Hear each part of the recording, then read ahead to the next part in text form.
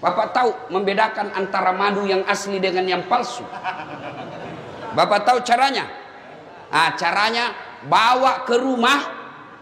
Kalau istri mengamuk di rumah, pasti madu asli. Ada perokok di sini? Ada? Banyak? Saya doakan kalian berhenti merokok. Apa hebatnya itu perokok? Coba kau lihat. Kalau kalian mengatakan rokok itu bagus, besok pagi panggil anakmu yang SD SMP, kau merokok bareng-bareng anakmu.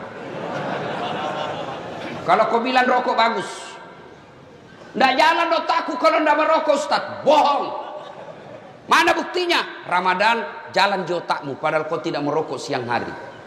Itu perokok kayak beleng-beleng, bersandar-sandar.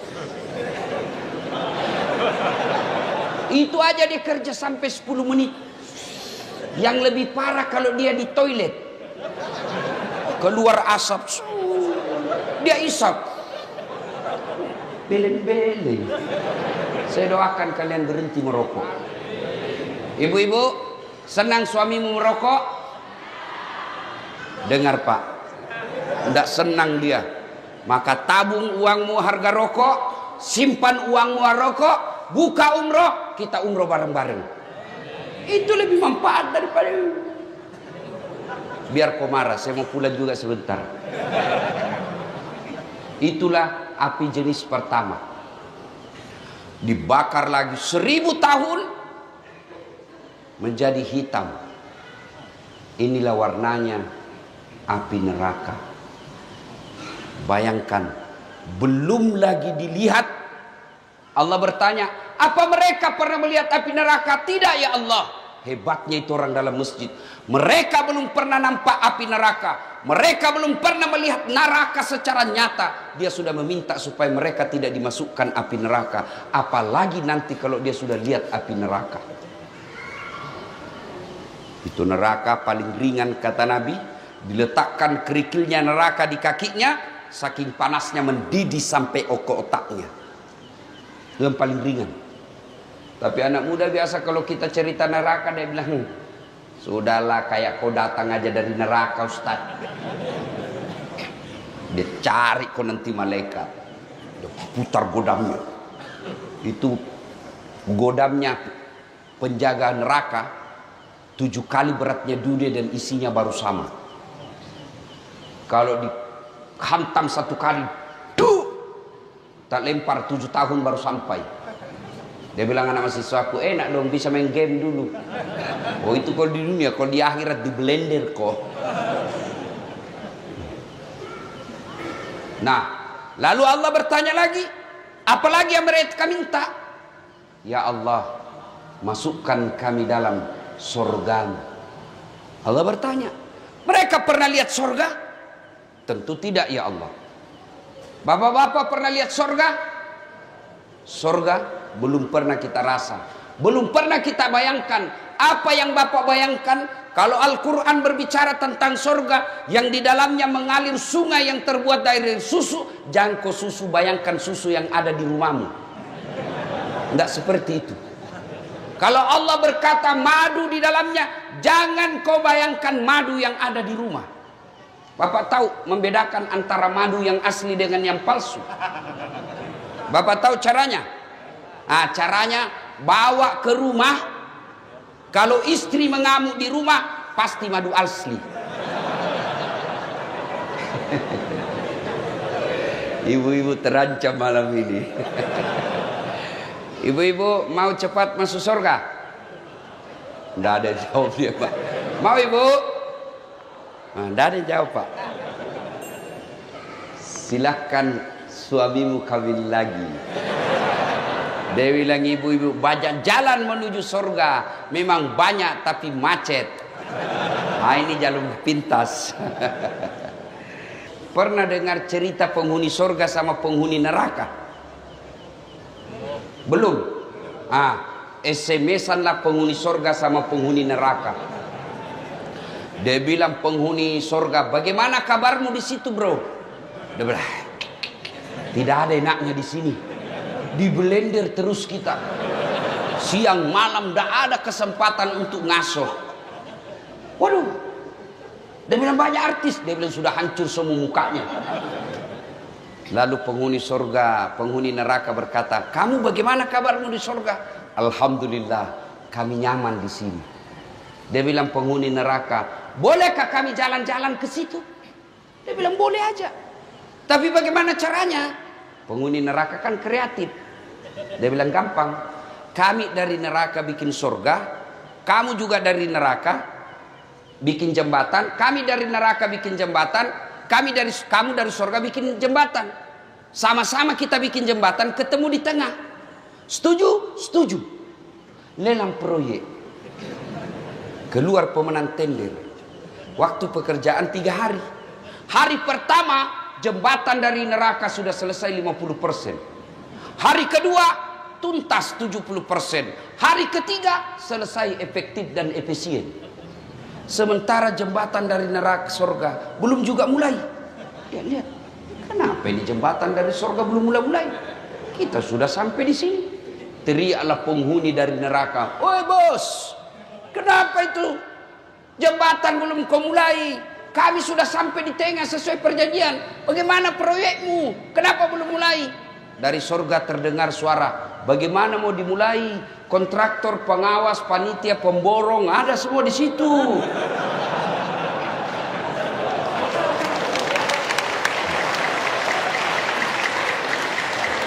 Di sini cuma penghafal Quran, tidak tahu dia hitung kalkulator. Ini biasa di kantor bupati banyak begini. Kontraktor, hati-hati kok. Kau bisa tipu akali Pak Bupati. Kamu bisa tidak dapat sama polisi. Bisa kau sogok penegak hukum, tapi demi Allah kau tidak akan pernah bisa sogok malaikat. Kau kira kau bisa lepas dari pengadilan malaikat?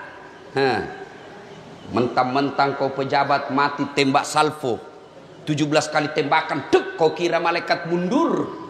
Tambah maju malaikat. Hati-hati. Biasanya yang banyak begitu tim sukses.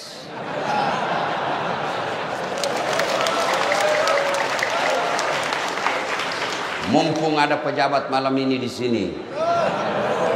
Tim sukses ini kadangkala siapa?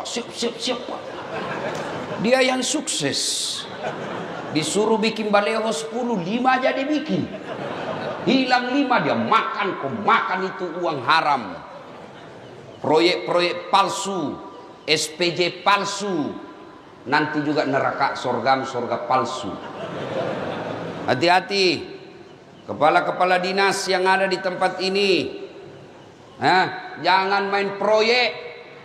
Kalau kau masih aktif, ditangkap dan diperiksa polisi, masih nyaman rasanya kalau masih ada jabatanmu. Tapi begitu sudah 3 tahun kau pensiun, baru diungkap kasusmu, makan kau cilaka. Gara-gara kenapa? Banyak kontraktor-kontraktor begini, belum diresmikan jembatan sudah rusak, belum diresmikan pekerjaannya sudah hancur. Kenapa? Karena juga di kantor sudah ambil 20% sebelum dibangun. Kenapa ada 20%? Karena untuk menampil kada perlu duit banyak. Kenapa perlu duit banyak? Karena kalian juga mau disogok. Coba kalau umat Islam tidak ada yang mau disogok, maka terjadilah pemilihan pemimpin yang betul-betul sesuai syariah. Kalau kau memilih pemimpin sesuai syariah, maka kau akan dapat pemimpin yang baik agamanya, sehingga mereka melayani kamu, bukan dilayani oleh rakyat. Sekarang kalau datang orang sosialisasi, kau bilang, "Wani Pero." Dikasih kau 300.000 satu kali makan bakso habis. Di 5 tahun kau menderita. Ya kalau 5 tahun, kalau dia 2 periode, dia mau lagi 3 periode, pret. Siapa yang salah? Kita semua salah, umat Islam. Jangan salahkan pejabatmu saja yang korup. Mulai dari cara memilihmu sudah salah. Coba kalau mereka datang, dia dapat duit, kamu bawa duit, kau rekam. "Pak, Kami tidak butuh duit, Pak. Kami butuh masa depan. Biar Bapak tidak bawa duit, yang penting anak kami bisa cari kerja yang baik. Biar Bapak tidak bawa duit, yang penting pertanian kami lancar. Biar Bapak tidak bawa duit, yang penting kami bisa makan, terjamin keamanan. Anak-anak kami bisa kerja dengan baik. Bapak tidak usah bayar kami. Tapi begitu kau minta 500 ribu, habis dalam 2 hari, dia tipulah kau 5 hari. Belum diresmikan proyeknya sudah hancur. Dan ketika hancur jembatan, kamu sendiri yang rugi. Ya? Nanti kalau pilkada jangan lagi minta-minta duit. Kalian juga calon pemimpin, jangan kau sogok rakyatmu. Coba kalau tidak ada money politik. Adik-adik kita yang sekolah ke Jawa, sekolah ke Sulawesi, mereka menjadi sarjana pertanian, mereka menjadi sarjana perikanan, mereka menjadi sarjana kelautan, mereka kembali ke Lombok, mereka kembali ke pulaunya, dia terapkan ilmunya. Setelah jadi pejabat, dia pejabat cerdas karena memang dia punya kompetensi di situ. Jadi anggota DPR yang kompeten, tidak mendatangkan uang, mengandalkan uang saja. Maka lihatlah sekarang kita. Jadi anggota dewan tidak tahu persoalan. Kenapa? Karena dia hanya banyak duitnya. Ada anggota dewan di sini? Ada? Ada? Banyak? Tidak ada yang hadir, saya lihat. Coba kalau mau dicoblos, datang semua itu. Pakai songkok, pakai gamis, siap membela rakyat. Dia pasang fotonya di pinggir jalan, terbalik kepalanya. Dia bilang siap jungkir balik untuk rakyat. Pret. Begitu terpilih hilang, tidak pernah ketemu lagi kita. Dia ganti nomor HP-nya. Banyak di sini? Banyak di kabupaten ini? Kau salah, kenapa kau pilih? Lanjut kisah. Ya Allah, masukkan kami ke surga. Lalu Allah bertanya, apa mereka pernah melihat surga? Tidak. Kau lihat itu hambaku yang ada di masjid. Luar biasa imannya kepadaku. Mereka belum pernah lihat surga, dia sudah meminta dimasukkan ke dalam surga. Bagaimana lagi nanti ketika mereka melihat surga? Pasti mereka sangat menginginkannya. Lalu Allah sampaikan kepada seluruh malaikat, hai malaikat, ketahuilah bahwa aku telah mengampuni dosa-dosa mereka yang hadir di tempat itu sebelum mereka meninggalkan tempatnya. Allahu Akbar. Jadi ternyata pengajian seperti ini bukan sekedar dengar ceramah, tapi pengajian seperti ini menghapus dosa dan kesalahan yang pernah kita lakukan. Itulah sebabnya kita mengucapkan Alhamdulillahi Rabbil Alamin. Ketemu Ustadz Das'ad, kecewa bos. Apa hebatnya Das'ad? Kecil, ceper, kurus. Ada yang tidak enak kalau saya ketemu. Ternyata kecil aja aslinya. Ibu-ibu lebih parah. Dia bilang, itu juga bajunya waktu di YouTube. Alhamdulillah. Itulah sebabnya setiap ada pertemuan, Pak Bupati tadi mengucapkan Alhamdulillahirabbil alamin. Setiap ada pembicara pasti Alhamdulillahirabbil alamin. Kenapa? Pertemuan pengajian begini menghapuskan dosa-dosa. Dan hebatnya lagi, kita bersyukur karena kita punya iman. Ada orang, bapaknya Nabi, anaknya tidak dapat hidayah. Kafir dia. Siapa? Nabi Nuh. Ada orang, anaknya Nabi, bapaknya jadi pengkhianat. Siapa? Ibrahim alaihissalam. Ada orang, suaminya Nabi, istrinya tidak dapat hidayah, kafir, Nabi Lut. Ada orang, paman Nabi, tidak beriman kepada Allah, tidak dapat hidayah, tidak beriman kepada Allah. Siapa? Abu Lahab dan istrinya. Bahkan Quran mengatakan, celakalah Abu Lahab dan istrinya. Kita alhamdulillah di Lombok, bukan kemanakan Nabi, bukan bapak Nabi, bukan istri Nabi, bukan suami Nabi, bukan paman Nabi. Alhamdulillah kita beriman kepada Allah Subhanahu wa taala. Itulah sebabnya kita alhamdulillahirabbil alamin. Belum lagi ada yang berkata, tapi kan kami miskin Ustaz, tapi kan kami susah cari kerja, tapi kan kami tidak punya harta. Harta kita sesungguhnya paling mahal fi ahsani taqwim, nih badan kita yang sangat sehat. Bapak, Pak, mau saya kasih hadiah handphone gratis, iPhone 13 512 giga gratis. Mau? Betul, angkat tangannya mau. Oke, tapi begitu saya kasih kau langsung tuli. Mau kok? Mau? Untuk apa handphone kalau sudah tuli? Halo? Hei, rusak lagi nih HP. Halo? Hei, halo? Bukan HP rusak, telingamu yang masalah. Coba. Dan hebatnya lagi Allah kasih kita ini telinga, 2 pasang, tempatnya sangat spesial. Apakah pernah Bapak bayangkan bagaimana seandainya telingamu satu di bawah ketek? Halo? Ya, kok di mana? Satu lagi di bawah pantat. Halo? Alhamdulillah. Dan hebatnya lagi di telinga, dia bisa bedakan mana bunyi handphone, mana bunyi kentut. Dan tidak pernah kursus. Apa pernah kalian kursus membedakan bunyi? Allah sertakan cara membedakan mana gelas jatuh, mana piring jatuh tanpa kau lihat.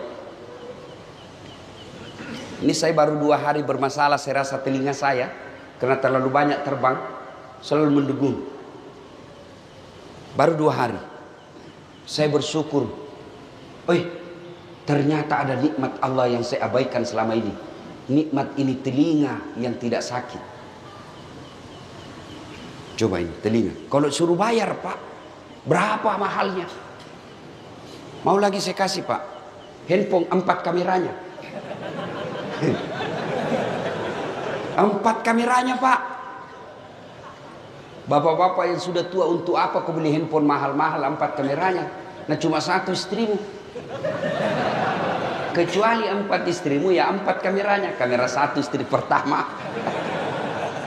Iya. Ini ada kamera mahal. Kamera yang saya bawa itu lebih 100 juta. Tapi apa itu yang mahal? Bukan. Biar kau punya kamera begitu ndak ada matamu. Ayo. Dan biar Bapak punya kamera harga lebih 100 juta, Bapak tidak punya ilmunya, Bapak ndak bisa pakai. Foto-foto. Ya setengah badan, 1 setengah badan betul, ternyata pusat ke bawah.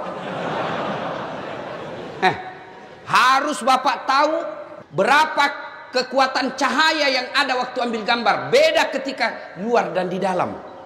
Itu harus ditahu semua. Berapa jarak dari mata kita, kamera ke objek, itu harus ditahu. Ada zoom in, zoom out, diputar. Punya duit 100 juta belum tentu kalau kau tidak bisa pakai ilmunya. Punya ilmunya tidak ada uangmu belum tentu kau bisa ambil pakai. Tapi alhamdulillah ada Allah kasih kita kamera namanya mata. Dia punya lensa namanya retina. Dia punya zoom out, zoom in namanya pupil. Dan hebatnya mata kita Allah sertakan yang namanya sensor. Dia bisa bedakan mana istri, mana tetangga. Bayangkan Pak Bupati, seandainya Bapak tidak bisa bedakan mana istri mana pegawai. Kenapa lain-lain rasanya malam ini? Ternyata security. Coba, hebatnya di mata. Bapak buka, langsung fokus, tidak perlu kau putar-putar. Bayangkan seandainya ini mata harus diputar dulu kalau perang, maka polisi lebih dulu ditembak sama penjahat. Ada polisi di sini? Ada? Jangan kau musuhi polisi anak muda. Kau kira enak hidup kalau tidak ada polisi? Kau kira enak hidup kalau tidak ada polisi di Indonesia? Bayangkan susahnya kita kalau tidak ada polisi. Diserobot tanahmu, siapa kau cari? Hartamu dijarah, anakmu diperkosa, istrimu dibunuh, siapa kau cari? Siapa? Polisi. Dirampok rumahmu, siapa kau cari? Penghafal Quran. Tidak selesai. Siapa kau cari? Polisi. Makanya jangan musuhi polisi. Bahkan saya selama ada di Pulau Lombok ini, saya dikawal polisi. Pun kalau ada polisi yang minta-minta uang di jalan, itu polisi film India. Kau melanggar. Kau tidak lihat ini rambu-rambu? Saya lihat, Pak. Kenapa kau langgar? Saya tidak lihat Bapak. Kenapa kau tidak lihat saya? Bapak sembunyi di tikungan. Karena hari itu besok langsung begitu saja. Saya tilang kamu. Ada surat-suratku, Pak, lengkap. Saya tilang kamu. Kenapa Bapak tilang saya? Kau pembohong. Maksudnya apa, Pak? Motormu Honda, jaketmu Yamaha. Dia tulis surat tilang. Marahnya anak mahasiswa ditilang. Bapak juga pembohong. Ngaku polisi baru polpenmu pilot. Itu polisi film India, bukan polisi Indonesia. Bapak tahu enggak? Kenapa kita bisa tablik di sini? Sekarang, enggak seperti sebelum awal-awal Covid. Dua sebabnya. Satu, diizinkan polisi. Biar Pak Bupati mau, polisi tidak mau, enggak jalan. Yang kedua, karena mayoritas kita sudah vaksin. Ibu bapak saudara-saudara sekalian, poin pertama, bersyukur Allah kasih kita iman, Allah kasih kita kesehatan. Mau lagi saya kasih contoh? Mau lagi? Pentingnya kita bersyukur dengan kesehatan ini. Pak Bupati kasih kita mobil gratis. Mau? Mobil gratis, mau? Mau? Mau. Tapi begitu dikasih kuncinya, bapak langsung lumpuh. Mau? Berarti alat transportasi yang paling mahal bukan Toyota, bukan Honda, bukan Yamaha. Tapi apa alat transportasi paling mahal? Kaki yang sehat. Maka kita bersyukur dengan ucapan hamdalah, alhamdulillahi rabbil alamin. Yang kedua, setelah bersyukur dengan lisan, maka kita bertafakkur. Apa itu bertafakkur, Ustadz? Mengevaluasi diri, menimbang-nimbang seberapa banyak nikmat Allah berikan, kita pergunakan untuk amar ma'ruf nahi mungkar. Alhamdulillah jadi bupati. Tidak semua orang bisa jadi bupati. Alhamdulillah. Sebagai rasa syukurnya, manfaatkan jabatan untuk mengantar orang masuk surga. Pak Bupati, keliru seorang pejabat ketika tidak memudahkan jabatannya masuk surga. Saya ceramah, ayo sholat, jangan hamar, mari berjamaah. Paling yang dengar 10, yang laksanakan 1. Tapi coba kalau Pak Bupati lakukan himbauan sholat jamaah. Datang sholat jamaah subuh. Assalamualaikum warahmatullahi. Assalamualaikum warahmatullahi. Cari mana ini kepala dinas PU? Tidak pernah juga hadir-hadir selihat salat jamaah. Ajudan langsung telepon, Pak Kadis, dicari kok sama Pak Bupati. Katanya beliau tidak pernah kau dilihat salat jamaah. Besok Pak, belum azan sudah ada di masjid. Itu hebatnya kalau ada jabatan. Iya toh? Saya jadi Kapolres. Beda ketika Kapolres menyampaikan nahi mungkar dengan seorang ustaz. Jangan hamar, jangan mabuk, jangan narkoba. Pemabuk dia kasih kempes ban motorku. Dia kencingi saya punya mobil. Kalau ustaz amar ma'rufnya nahi mungkarnya Pak, 100 yang dengar, 2 orang laksanakan, sudah hebat. Tapi coba kalau dia Kapolres, awas. Saya dapat kau mabuk, saya tangkap kau kasih masuk kau bui. Berhenti dia mabuk Pak. Iya. Maka kalau bersyukur kepada Allah, ayo gunakan nikmat Allah untuk mendekatkan diri kepada Allah. Itu pejabat. Kalian yang diberi nikmat ustadz, punya ilmu, Syukuri dengan cara apa? Gunakan ilmu itu mengajak orang untuk amar ma'ruf nahi munkar. Mendakwah, dakwalah yang rahmatan lil alamin. Dakwah yang diajarkan leluhur tuan-tuan guru kita yang ada di Lombok. Zaman dulu tuan-tuan guru kita yang ada dari Lombok ini tidak ada mendakwah dengan memaki dan mengkafir-kafirkan orang. Sekarang anak-anak baru belajar agama 3 minggu, belajarnya di laptop, hadisnya baru 4. Wish, rasa-rasanya dia panitia hari kiamat. Ada kan yang begitu? Ada. Maulid haram, bid'ah, tidak ada pada zaman Nabi. Kenapa zaman Nabi tidak ada maulid? Untuk apa mereka diceritakan kisah Nabi? Nah, mereka hidup sesama dengan Nabi. Untuk apa diceritakan masa hidupnya Nabi? Mereka lihat Nabi. Ya wajar mereka tidak maulid. Kita maulid bukan untuk makan ketan, tapi kita mau dengar ceramah bagaimana sisi hidup Nabi dan ulama yang tahu. Kenapa? Karena dia baca kitab. Maka kita dengar. Maka saudaraku yang tidak mau maulid silahkan, tapi jangan kau kafirkan kami.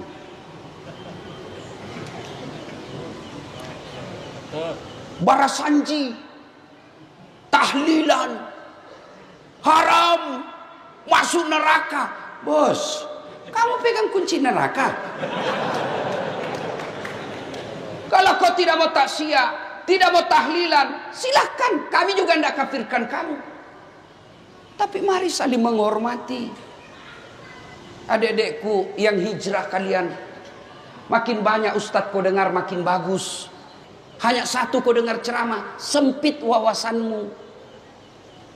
Maka saya selalu diajak, ustadz ini kan sudah banyak penontonnya, pengikutnya. Pak Bupati, penonton saya di YouTube sekarang 198 juta. Dalam bulan ini mungkin sudah 200 juta. Maka orang minta, ustadz bikin sahabat Ustadz Das'at Latif. Jangan, semua sahabat saya. Kalau ada sahabat Das'at berarti ada bukan sahabat saya. Semua sahabat, orang kafir, orang tidak beragama sekalipun sahabat saya. Bahkan artis pun. Dengar gitu kata. Semua sahabat kita. Kalau kita milih-milih ustadz dan kalian ketika dengar dakwah, selesai ustadz ini dengar, selesai ustadz ini dengar, selesai dengar ini, jangan kau jadi hakim dewan yuri. Kalau ustadz Das'at ceramah nyaman, enak biar 2 jam. Tapi kalau ustadz itu ngantuk. Jangan, amalkan ilmunya. Jangan kau banding-bandingkan gurumu. Amalkan saja. Makin banyak guru kau dengar makin bagus. Makin banyak kitab kamu baca makin enak. Jangan sempit hanya satu.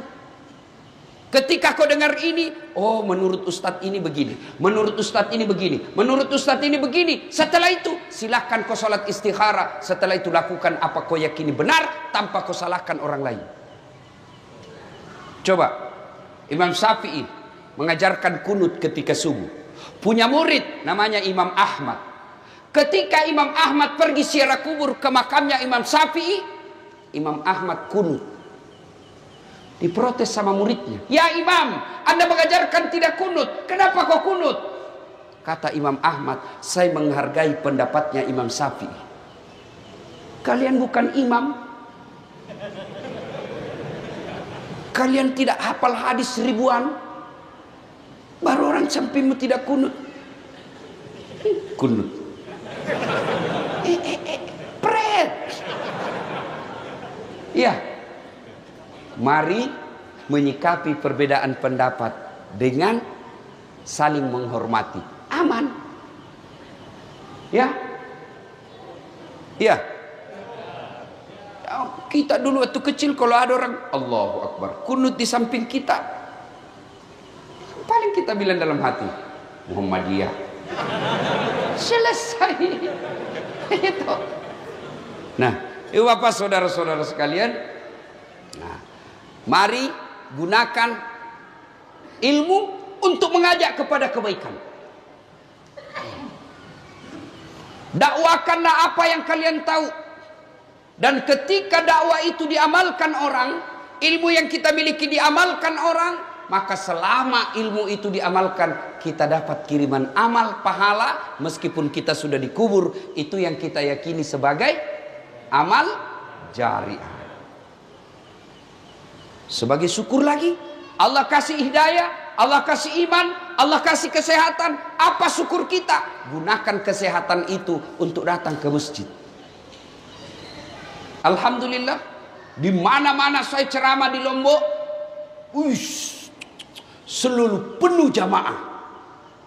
Apalagi kalau subuh, penuh masjid sampai di luar, tidak ada di dalam. Yang ada di dalam orang tua sudah pensiun, lomba batu.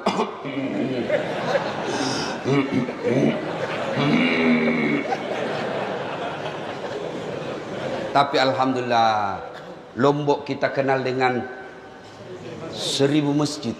Saya yakin istilah itu tidak tepat, karena di Lombok lebih dari 1000 masjid. Tapi untuk apa ada masjid 1000 kalau sepi dari pengunjung? Masjid tidak masuk surga, penghuninya dan jamaahnya yang masuk surga. Kenapa orang malas ke masjid? Satu, karena dia tidak lihat pahalanya.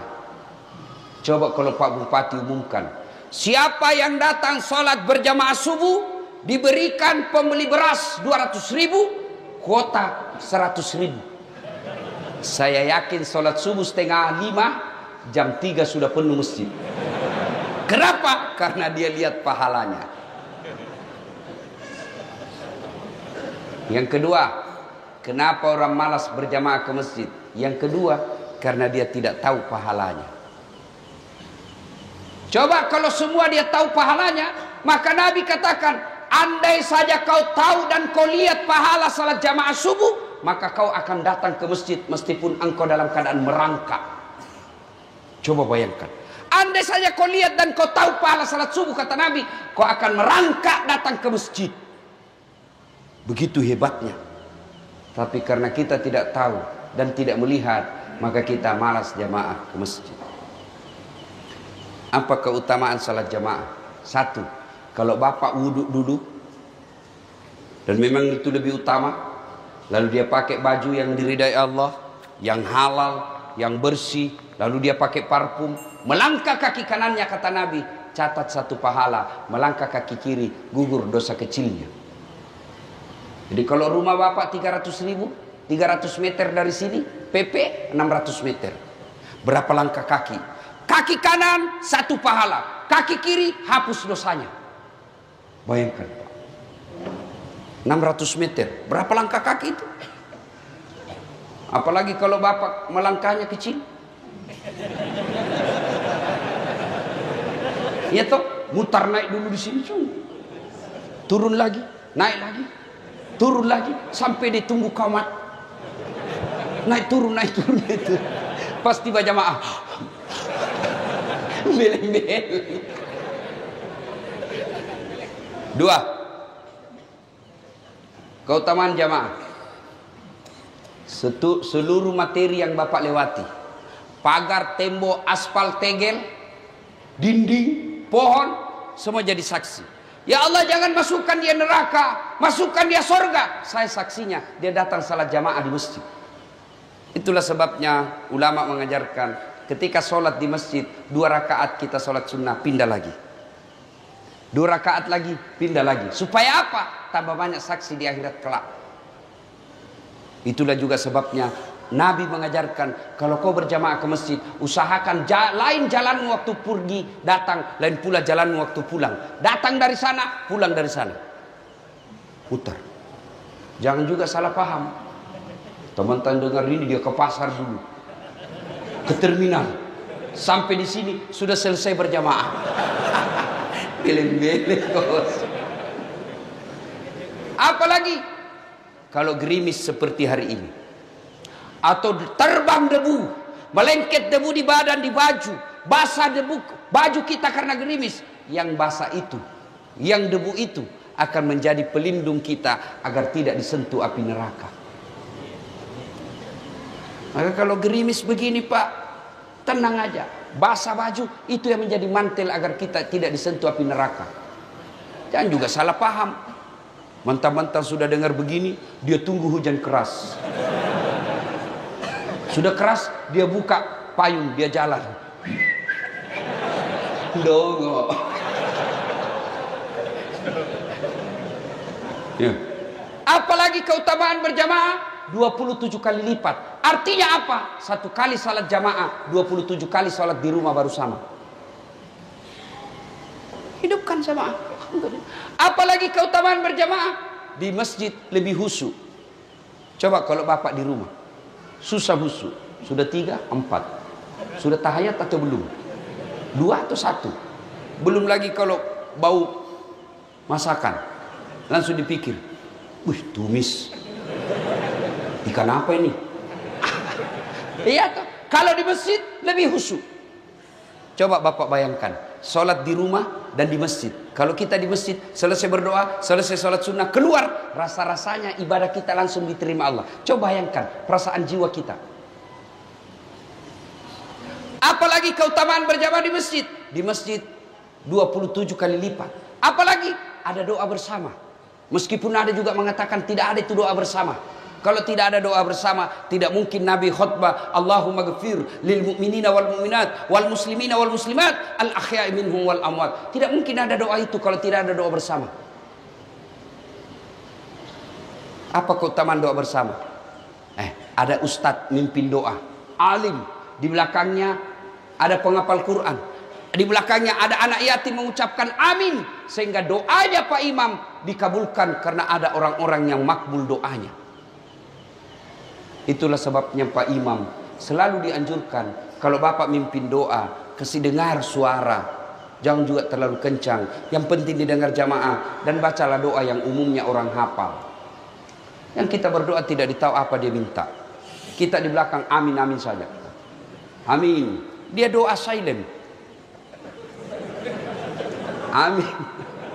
Berdengar juga bos. Siapa tahu jadi imam anak muda bujang, ya Allah berikan kami jodoh. Dia bilang bapak di belakang amin. Dia bilang pula istrinya di belakang amin. Kau setujui suamimu kawin lagi? Dia bilang, ibu kenapa itu Ustadz poligami terus dia cerita? Ibu-ibu, di Quran itu ada 4 jenis rumah tangga Pak. Yang pertama, suaminya beriman, istrinya kafir. Ini Nabi Lut. Yang kedua, suaminya kafir, istrinya beriman, Fir'aun laknatullah alaih. Yang ketiga, istrinya pun kafir, suaminya pun kafir, Abu Lahab. Yang keempat, istrinya beriman, suaminya beriman, Ibrahim alaihissalam. Bapak pilih mana? Ibu-ibu pilih mana? Mantap, Ibrahim. Tapi ingat, Ibrahim itu 2 istrinya. Lalu sudah bilang ibu-ibu di Makassar, enggak usah Ibrahim Ustaz, Fir'aun saja.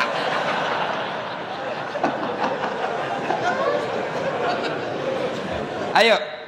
Nah, apalagi penyebab orang malas berjamaah ke masjid? 3, manajemen masjid tidak bagus. Apa disebut manajemen masjid tidak bagus? Ya, kita lihatlah itu masjid. Karpetnya sudah 7 kali lebaran tidak pernah diganti. Begitu kita sujud, wih banyak pula semut. Bengkak kita punya jidat. Masih baik kalau jidat Pak, biasa bibir. Mic-nya sudah takbir Allahu Akbar langsung story. Mau diperbaiki, kita sudah takbir, terpaksa ditunggu sampai selesai sholat Pak. Kau ketawa karena pernah semua kau alami toh. Apalagi dapat lagi penceramah dari mulai salam pertama sampai terakhir neraka terus dia cerita Pak. Ditusuk pantatmu, ditusuk 2 digunting kamu. Dia bilang anak muda, jawab kau pemesti bikin takut-takut saja itu Pak Ustaz. Iya toh? Dapat lagi apa Pak? Muadzinnya, orang tua sudah pensiun, sesak napas.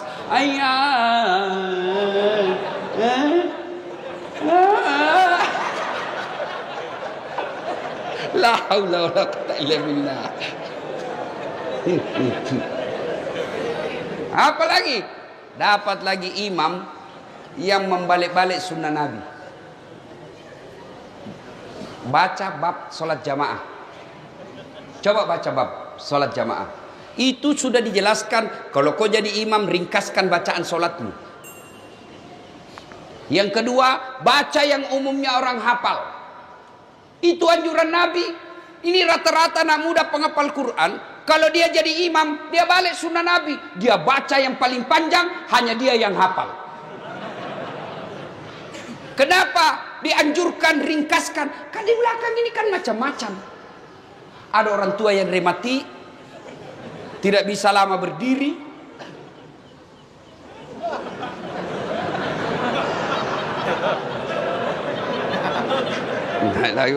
Belum selesai, jatuh lagi kepalanya ke sana. Baik kau siksa orang tua. Ada juga ibu-ibu yang mau sekali kentut. Ada anak muda yang lupa kunci motornya. Wih, namanya Pak Imam Hina sudah semotorku. Ya, ada pegawai honor yang pakai sepatu sewa. Sepatu baru dibeli kasihan. Hilang sudah sepatuku itu. Ya, iya toh. Itu makanya Nabi katakan ringkaskan bacaanmu. Yang kedua kata Nabi, baca yang umumnya orang hafal. Tujuannya apa? Satu, kalau orang hafal bacaan, kita bisa husu ikut. Imam baca wadduha, kita enak ikutnya. Kenapa? Kita hafal. Begitu dia membaca surah Al-Anfal, dia husu dengan bacaannya, kita husu dengan hayalan. Kita mau ruku, belum selesai, kita mau ikut, tidak dihafal, terpaksa kita baca semua pengumuman di dinding. Keadaan keuangan masjid Al-Mujahidin, pemasukan minggu lalu 2 juta, pengeluaran khutbah Jumat 500.000. Baru dia bilang, oh berarti honornya Pak Ustaz keluar. Iya toh? Ternyata belum, sudah dibaca semua satu papan triples, belum selesai, dibaca lagi kalender Persatuan Guru Republik Indonesia Lombok Timur. Belum juga selesai, bajunya lagi orang dibaca di belakang. Coblos nomor 3. Ya. Makanya kalau kau jadi imam, baca yang umumnya orang hafal. Supaya apa? Kita bisa ikut dengar. Yang kedua, kalau orang hafal, kalau imam salah, kita bisa luruskan. Coba kalau imam buat duha, salah, kita bisa bantu. Begitu dia baca yang susah, hadapi kesusahanmu sendiri. Kau yang mulai, kau yang ngakhiri. Ada ini wallahu a'lam. Saya tidak tahu benar atau tidak ini cerita. Ada anak muda penghafal Quran, disuruh tes bacaannya jadi imam. Dia baca yang panjang, memang hanya dia yang hafal. Begitu dia lagi baca, tiba-tiba ada cicak jatuh dekat telinganya. Kaget. Namanya orang kaget, hilang bacaan Pak, stres. Dia lupa sambungannya itu aja. Apa sambungannya ini? Dia lupa, diam. Hening suasana masjid. Tiba-tiba dia bilang, Pak Imam, tolong bantu di belakang. Dia bilang di belakang, kami juga tidak tahu. Tiba-tiba ada anak muda dakal berteriak, dia bilang, kalau begitu ya sudah, Allahu Akbar. Kau kira rapat DPR? Siapa salah? Siapa salah? Imam. Saya pernah juga alami Pak, waktu saya masih SD di kampung. Imam sujud, lama sekali sujud. Kenapa ini Pak Imam lama sekali sujud? Kok lama, tidak sepertinya biasa. Lama betul. Tiba-tiba ada kawan saya, dia angkat kepalanya, teriak, wih, hilang imam. Ternyata Pak Imam keluar dari samping Pak. Kacau, bubar sholat. Selesai sholat ditanya, Pak Imam, kenapa kau tinggalkan syaf? Dia bilang, saya kentut nak. Lain kali kalau kau kentut, kasih bangun dulu kita supaya kau dilihat. Dia bilang, sengaja saya malu kau lihat. Siapa salah? Siapa salah? Imam. Maka hati-hati milih imam. Jadi makmum siapa saja boleh jadi makmum.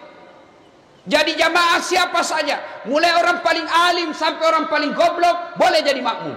Tapi jadi imam tidak boleh. Kenapa? Salah imam, hancur sejak kita.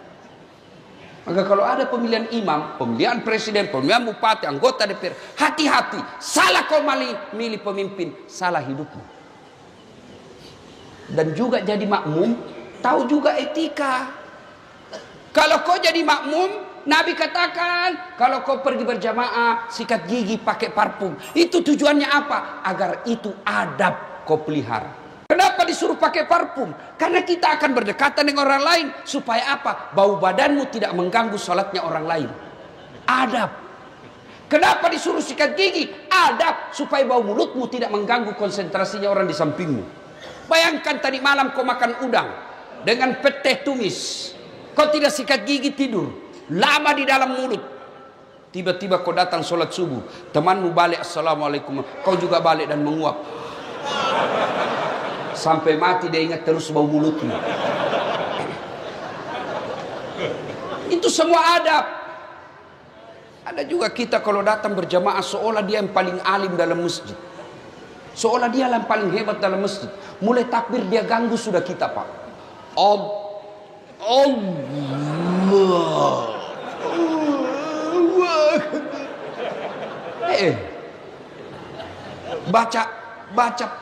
Baca Fatihah kayak dia mau gigit telinga kita, Pak.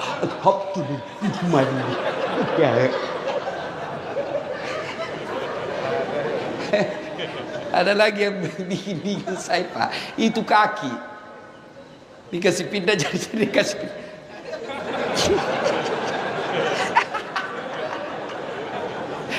Ada saya sholat Allah, saya kasih pindah, dia kasih pindah lagi, saya kasih pindah lagi, dia kasih pindah, saya langsung saya sholat, saya tanya, dia bilang kenapa kau injak kakiku Ustaz? Kau salah, kenapa kau kasih pindah-pindah? Supaya sapnya rapat Ustaz. Saya bilang, dek begini, kalau mau rapat sapmu bukan kaki yang kau kasih rapat, ini bahu sama siku.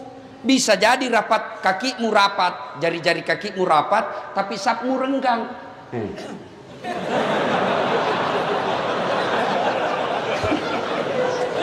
Saya biasa ketawa Pak Bupati, kasih pindah-pindah lagi, pindah lagi. Jelas? Ya? Itu pentingnya adab dalam Islam. Puncak dari semua ilmu, adab. Jangan sampai Bapak hebat baca fikih, hebat baca tasawuf, hebat baca fikih hadis, menghafal beberapa ayat, tapi Bapak tidak punya adab. Sesungguhnya ilmu yang paling tinggi adalah adab.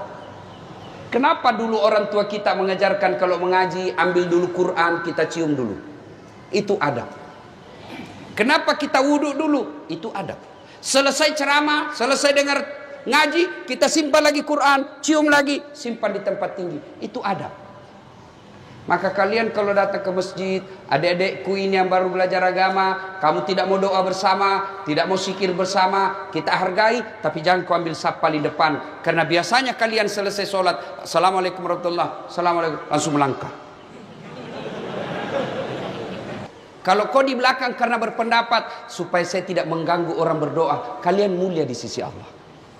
Tapi kalau kau kalian di depan, kau langkah-langkai tuan gurumu, kau langkah-langkai alim ulama, tanpa kau tabe-tabe, kau bukan orang hebat di hadapan Allah. Adab. Datang berjamaah, adab. Dan juga adab berjamaah, kalau imam salah, ada adabnya. Dalam bermasyarakat orang Islam, ada adab. Imam salah, tidak langsung tarik, Pak Imam salah kok. Enggak, langsung, weh salah. Enggak bos, preman itu. Imam salah, apa yang kita ucapkan? Subhanallah. Itu adab. Kalau kau demo silahkan, tapi jangan bakar fasilitas umum. Kau demo silahkan, tapi jangan kau ganggu orang lain. Itu Islam mengajarkan.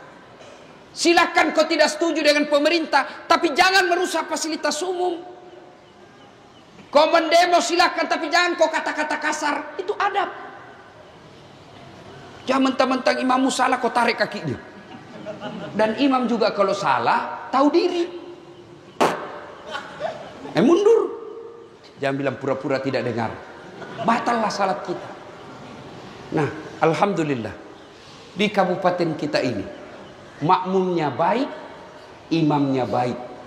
Mudah-mudahan Allah memelihara kabupaten kita ini. Ketiga,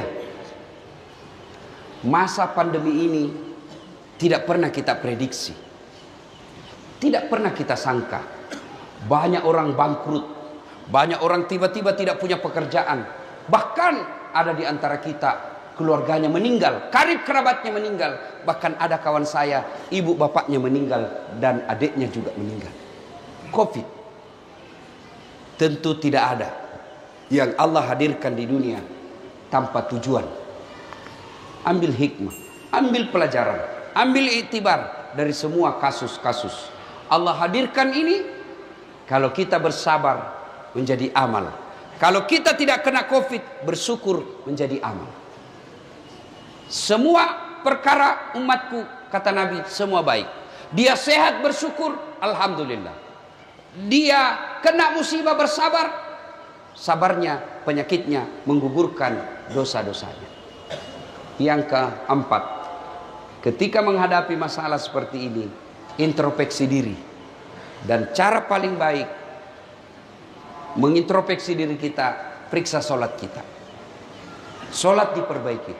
Adik-adik sekalian, kalian mau mencapai dunia, sholatlah. Sholatlah. Kecil buat Allah. Memberikan apa yang kamu mau, kecil buat Allah. Kalian berdoa, ya Allah berikan saya jodoh, Allah dengar. Ya Allah perbaiki ekonomi keluargaku, Allah dengar. Ya Allah sembuhkan penyakitku, Allah dengar. Ya Allah jadikan saya kepala dinas pendidikan, Allah dengar. Allah semua dengar keluhan kita. Maka Allah menjawabnya, hayya alal falah, sini saya kasih kau kemenangan. Maka pulang dari taklim ini, Bapak, mari perbaiki sholat. Saya sudah sholat Ustaz. Jangan puas sampai di situ, perbaiki kualitasnya. Jangan sampai kita sholat kayak main-main. Allahu Akbar. Kau ketawa karena kau bayangkan dirimu. Sholat kayak tidak semangat sekali Pak. Takbir aja kayak tidak pernah makan.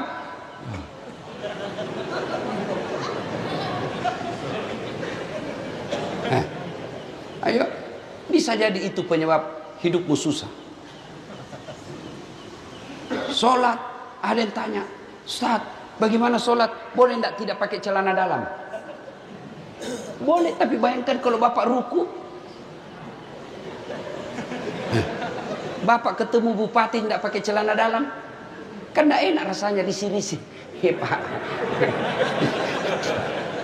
Ayo, mari tingkatkan kualitas sholat kita.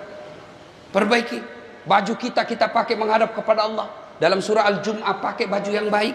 Jangan sampai kita sholat itu juga baju mencuci, dipakai jual ikan, dipakai ke pasar, dipakai ke sawah, pakai main futsal, pakai tidur. Kau pakai lagi sholat. Ingat, ada dalam Al-Quran, fawailul lil musallin, celaka orang-orang yang sholat. Siapa? Mereka yang lalai dalam sholatnya. Siapa yang lalai dalam sholatnya? Mereka yang tidak memperhatikan rukun-rukunnya sholat, terutama ketika tumak nina. Apa itu tumak nina? Istirahat sejenak. Biasanya kita pakai dalam rukun itu, yaitu ketika kita selesai ruku, i'tidal, sujud. Ada orang itu tumak nina. Misal, Allah, sami Allahu liman hamidah. Itu harus bernapas dulu sebentar, 1-2 kali bernapas, baru turun. Dan itu namanya istirahat sejenak. Tanganmu tidak banyak goyang. Sami Allahu liman hamidah. Jangan sami Allah.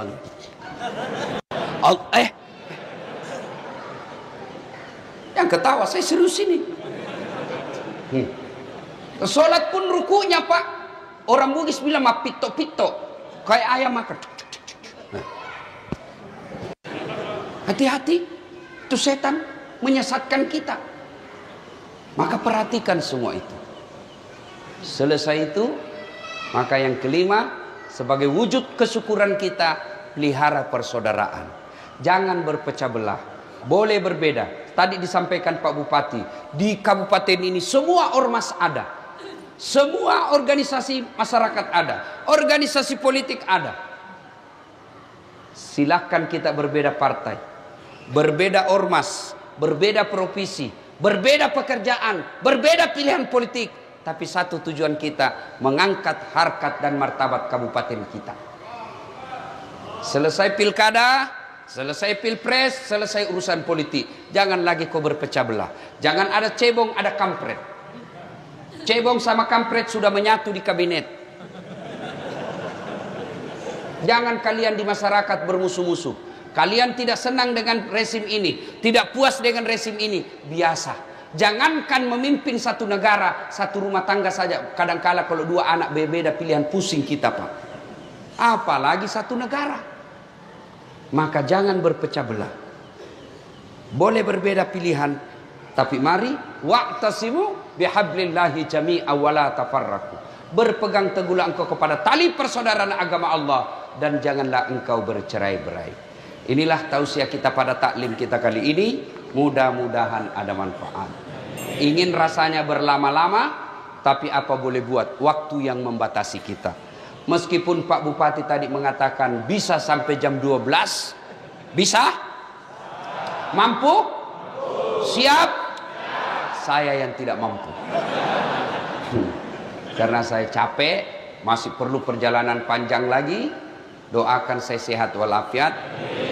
Mohon keikhlasannya membacakan suratul Fatihah, kesembuhan untuk telinga saya.